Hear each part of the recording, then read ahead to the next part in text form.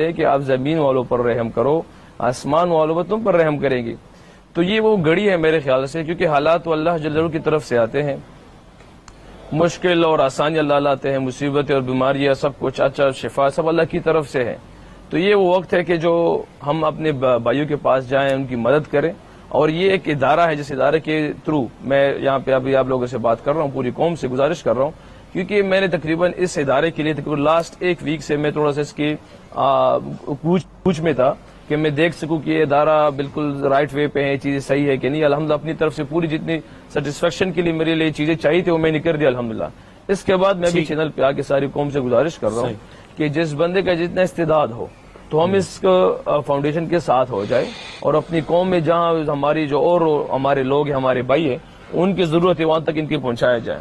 حالانکہ اس کے باوجود بھی اگر ہماری استعداد اتنی نہیں ہے جس فاؤنڈیشن کے تھرو نہیں جا سکتے، مگر اپنے بس کے مطابق اپنا کوئی پڑوسی بھی ہو، آس پاس کے بھی ہو، فیملی میں سے ہو، جو بھی ہو، اپنے بس کے مطابق ضرور اس کی ہیلپ کی جائے.